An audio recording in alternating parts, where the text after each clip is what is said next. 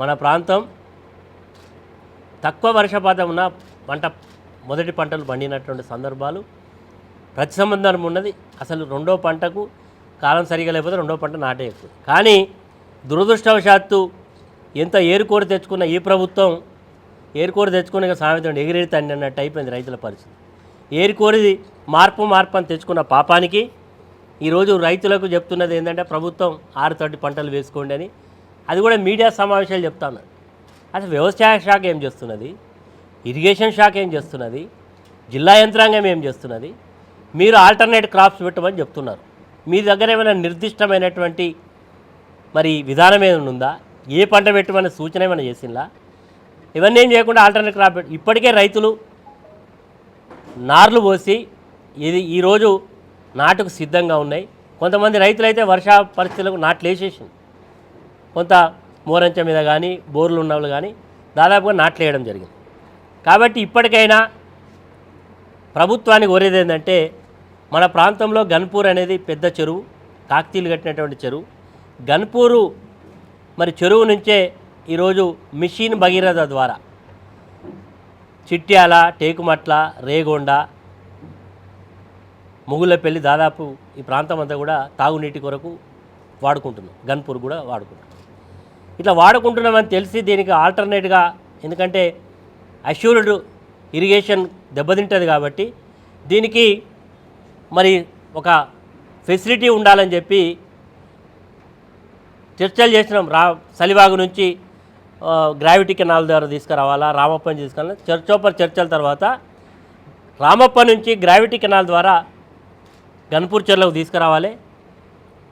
రైతుల యొక్క వ్యవసాయానికి ఎలాంటి ఇబ్బంది లేకుండా, ఇరిగేషన్కి ఎలాంటి ఇబ్బంది లేకుండా చూడాలి. అదేవిధంగా తాగునీటికి కూడా ఎలాంటి ఇబ్బంది ఉండకూడదని చెప్పి ఆ రోజు ప్రభుత్వం నిర్ణయం తీసుకొని గ్రావిటీ కెనాల్ ద్వారా రామప్ప నుంచి గన్పూర్ చెర్లకు నీళ్లు తీసుకురావాలని చెప్పి ఆ రోజు నిర్ణయం చేసి దాదాపుగా ఒక 20 కోట్ల రూపాయలు ఆ రోజులలో 18లో 17,58,00,000 శాంక్షన్ ఇవ్వడం జరిగింది.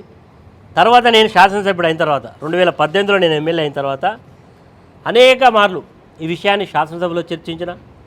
అదేవిధంగా రాష్ట్ర ముఖ్యమంత్రి కేసీఆర్ గారి దగ్గరికి వెళ్ళి మరి సార్ ఇట్లా గ్రావిటీ కెనాల్లో ఒక చెరువు నింపి ఇంకొక చెరువు నింపుకుంటూ వస్తే దానికి సరిగా వాటరు రాదు, కాబట్టి direct Ramappa to Ganpur gravity canal direct Ganpur చెర్ల పడితేనే దీనికి ప్రయోజనం ఉంటుందని చెప్పి మళ్ళీ ముఖ్యమంత్రి గారు చెప్తే వారు మొత్తం కూడా ఎగ్జామిన్ చేసి వారు శాంక్షన్ ఇవ్వడం జరిగింది.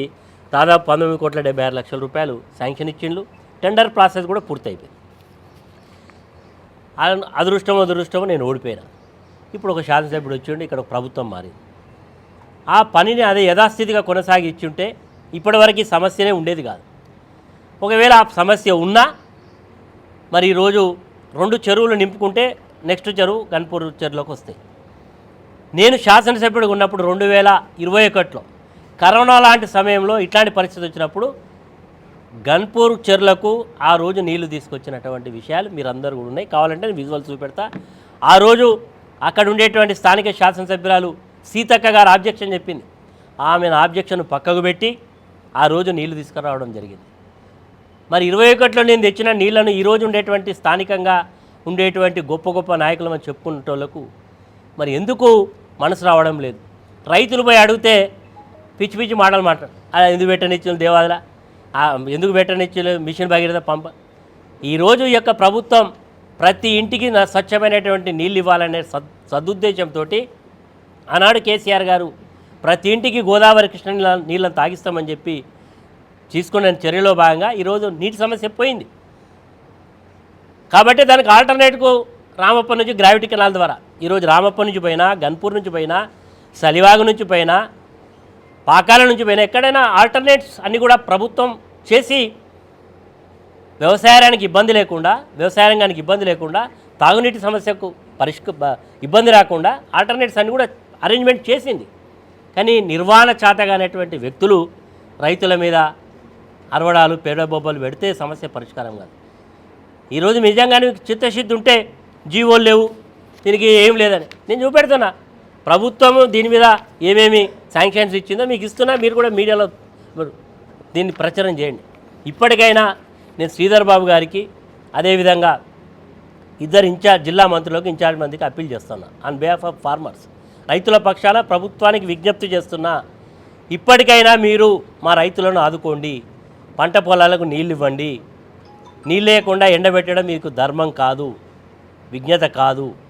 ఎందుకంటే ఇప్పటికీ ప్రభుత్వం ఏదో సన్నాయి నొక్కులు నొక్కుతూ ఉన్నది. పంటలు పండియకండి, పంటలు పెట్టకండి. ఏం చేస్తున్నది మీ యొక్క ప్రభుత్వం? వర్షా పరిస్థితులు ఉన్నాయని చెప్పి, ఎలినో ఉన్నదని చెప్పి వాతావరణ శాఖ హెచ్చరిక చేసినా మీకు ఏమన్నా చీమ గుట్టినట్టు కూడా కాలే. అంటే మీకు ఏంటంటే మాకు అధికారం ఇచ్చింది, మేము 5 ఏళ్ళు ఎట్లయినా ఉంటాం, రైతులు ఎక్కడ పోతే ఏంది, రైతులకు ఏమైతే మాకేంది అని ఎటువంటి ఒక దురహంకారంతో, అహంకారంతో, తోలుమందంతో ఈరోజు ప్రభుత్వం వ్యవహరిస్తూ ఉన్నది.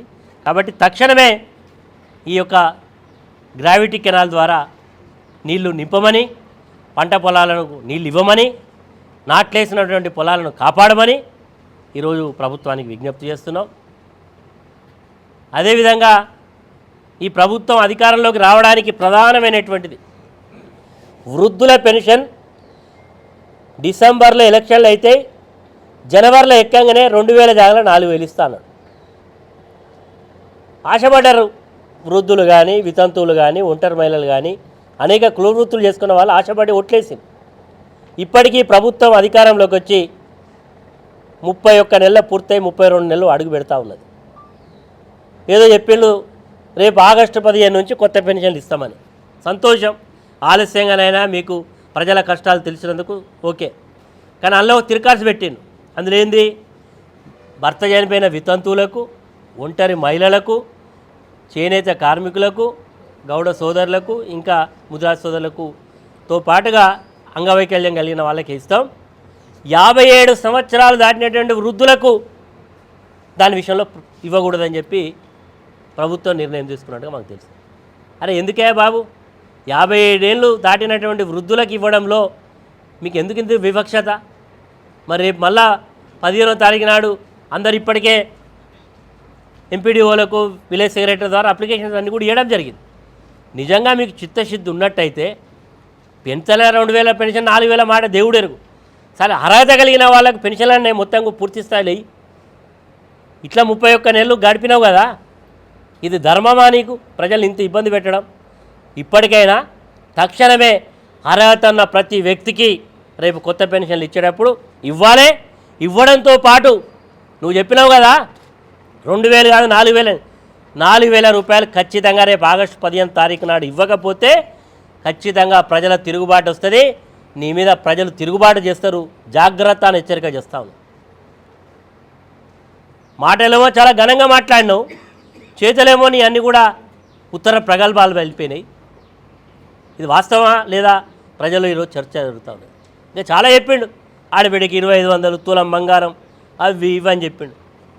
ఇప్పటికే అర్థమైపోయింది ఈయన రేవంత్ రెడ్డి కాదు, ఈయన రవంత్ రెడ్డి, ఈయనతో ఏం కాదు, ఈయన వల్ల ఏం జరగది అని ప్రజలు అర్థం చేసుకున్నారు. కాబట్టి ఇప్పటికైనా నీకు ఇంకా సమయం 29 నెలలు ఉన్నట్టున్న సమయం, ఇప్పటికైనా ఒళ్ళు దగ్గర పెట్టుకొని ప్రజలకు ఇచ్చిన వాగ్దానం అమలు చేయడానికి, రైతుల యొక్క కష్టాలను కడతీర్చడానికి పరిష్కారం చేయి. ఇప్పటికి ఓటేసిన పార్పానికి యూరియాకు యాప్లు పెట్టినావు, ఎరువులు దొరకడం లేదు, ఇబ్బంది పడతా ఉన్నారు రైతులు. కాబట్టి ఈరోజు వ్యవసాయ శాఖను అప్రమత్తం చేయండి,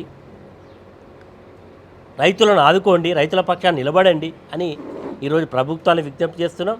మేము మాత్రం ఖచ్చితంగా మా పాత్ర రైతుల పక్షాన పోరాటం చేయడంలో ముందుంటాం. రైతులను ఆదుకోవడంలో ఈ ప్రభుత్వం నిర్లక్ష్యం చేస్తే మా పోరాటం ఏ స్థాయికైనా పోతుంది అని హెచ్చరిక చేస్తున్నాం.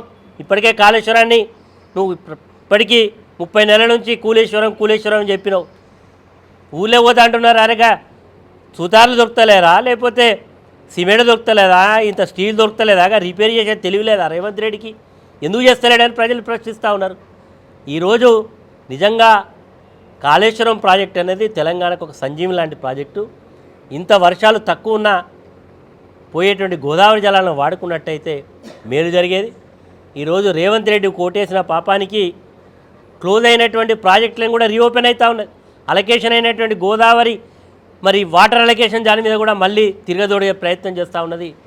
కేసీఆర్ గారు ఎప్పుడు చెప్పేది, ఇంటికైనా ఇంటి పనికైనా మట్టి పనిగా ఇంటోడు ఉండాలి.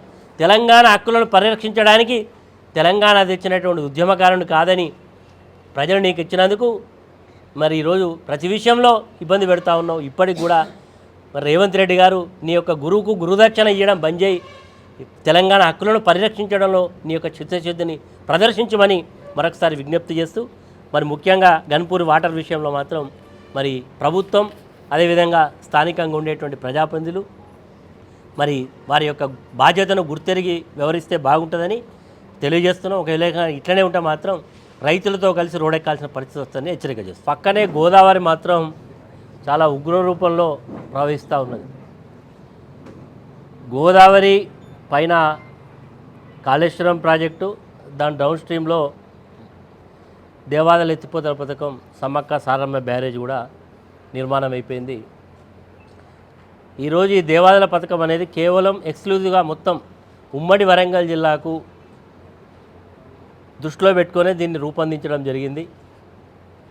ఆ ప్రాజెక్టు కూడా దాదాపు వర్క్ అంతా కూడా కంప్లీట్ అయిపోయింది. ప్రతి నెల ఇది 180 రోజులు పంపింగ్ చేయాలి. దానివల్ల ఉమ్మడి వరంగల్ జిల్లాకు సంబంధించిన తాగునీరు, సాగునీరు కూడా పూర్తి స్థాయిలో రైతులకు ఉపయోగపడేటువంటి స్కీమ్ ఇది. ఆ రోజు డిజైన్ చేసినటువంటిది. ప్రతి నెల 6 టీఎంసీలు పంప్ చేయాలి.